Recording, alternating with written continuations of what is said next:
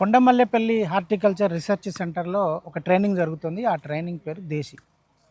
ఈ ప్రోగ్రాం కింద ఇప్పటికే పురుగుల మందులు, ఎరువులు అమ్ముతున్న డీలర్లకు, అదేవిధంగా డీలర్లు కాని వారికి కూడా ట్రైనింగ్ జరుగుతుంది. అది ప్రభుత్వ సాయంతో, ప్రభుత్వ ఆధ్వర్యంలో జరుగుతున్న ట్రైనింగ్.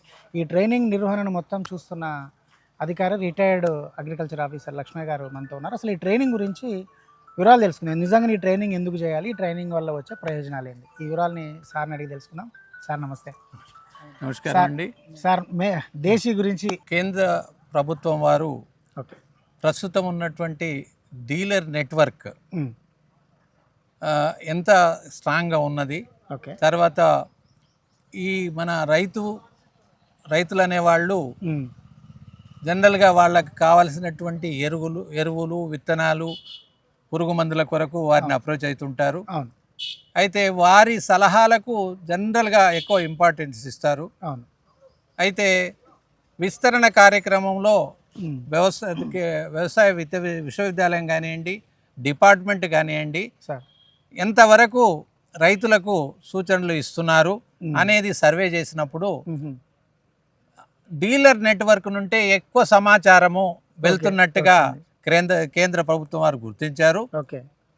గుర్తించినప్పుడు ఈ డీలర్ నెట్వర్క్నే కొద్దిగా స్ట్రాంగ్ చేసినట్టయితే ఒక మంచి మెసేజ్ డీలర్స్కు రైతులకు వెళ్ళాలనేటువంటి ఉద్దేశంతో ఇది మేనేజ్ కంట్రోల్ ఆధ్వర్యంలో manage ministry of agriculture, government of India కంట్రోల్లో పనిచేస్తుంది. వాళ్ళు 2003లో మొట్టమొదటిగా 2003 మొట్టమొదటిగా మేనేజ్లో ఈ శిక్షణ కార్యక్రమం అనేది స్టార్ట్ చేశారు. 23 years అవుతుంది. 23 years. అయితే అప్పుడు డీలర్స్లో ఇంత అవగాహన లేదు. తర్వాత కొంత డబ్బు కూడా కట్టాలనేటువంటి ఉద్దేశంగా ఎందుకు లేండి అనేటువంటి భావనతోటి డీలర్స్ చాలా మంది ముందుకు రాలేదు. ఇది ప్రస్తుతము దేశంలో 21 రాష్ట్రాల్లో జరుగుతూ ఉంది, ఇంప్లిమెంట్ అవుతా ఉంది.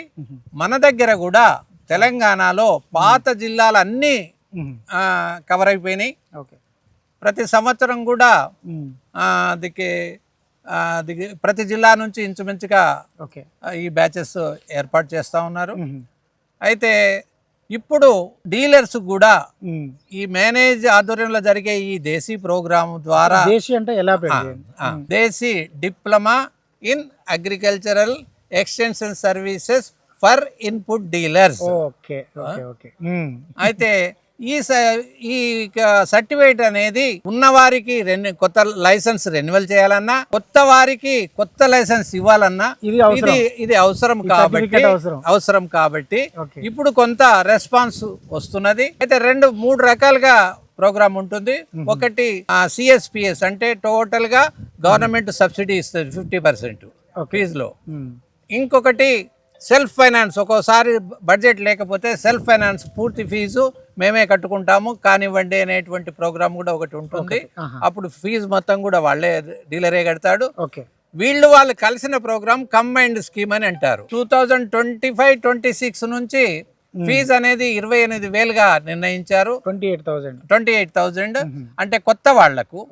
ఒకవేళ ఆయన డీలర్ అయినట్టు ఏ ఒక్క లైసెన్స్ అతనికి ఉన్నా 28లో 50% అంటే 14,000 వాళ్ళు కట్టాల్సి ఉంటుంది. అట్లాగే వాళ్ళకి కనీస విద్యార్హత 10th క్లాస్ అయి ఉండాలి మినిమం. ఏజ్ రిస్ట్రిక్షన్ అనేది ఏమీ లేదు.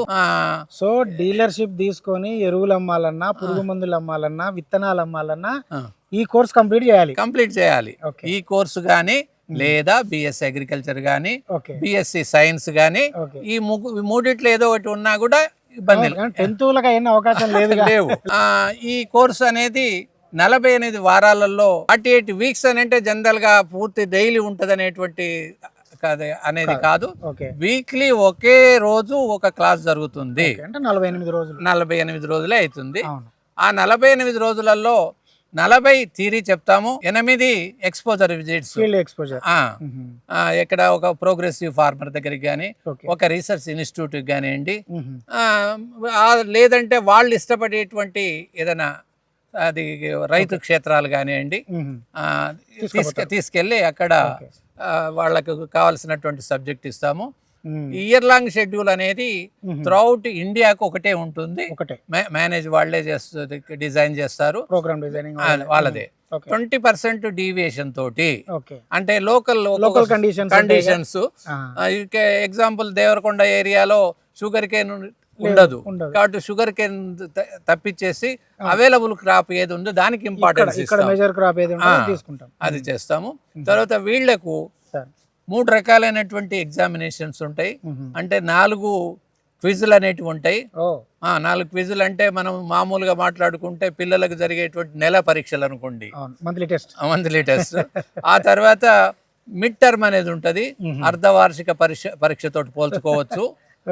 ఆ తర్వాత ఫైనల్ ఎగ్జామినేషన్, రిటర్న్ పార్ట్ 50 మార్కులకు ఉంటది, స్పాటింగ్ 10 మార్క్స్ ఉంటుంది, వైవా అని అంటే ఎక్స్పర్ట్స్ వచ్చి క్వశ్చన్స్ చేస్తారు. 3 రకాలైనటువంటి పరీక్ష ఉంటుంది. అయితే ఆ ఇన్ని మార్కుల 150 మార్కులలో 60 మార్కులు వచ్చినట్టయితే 60 to 80 పాస్ క్లాస్ ఉంటుంది. ఆ తర్వాత 80 and above first class and distinction ఉంటుంది.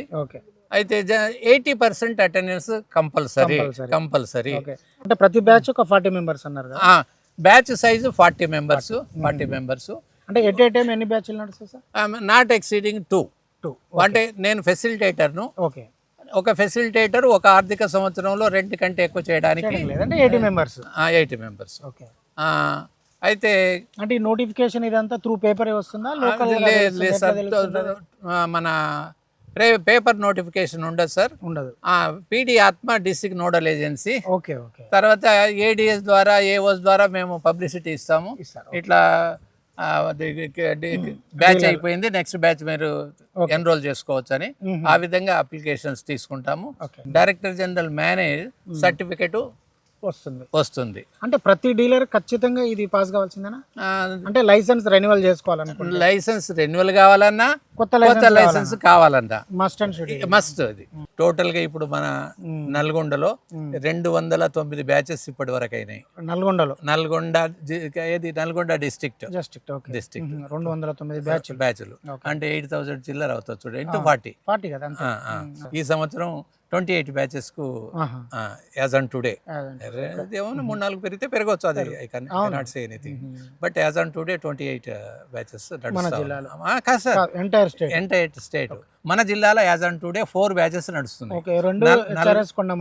2 మన నల్గొండ.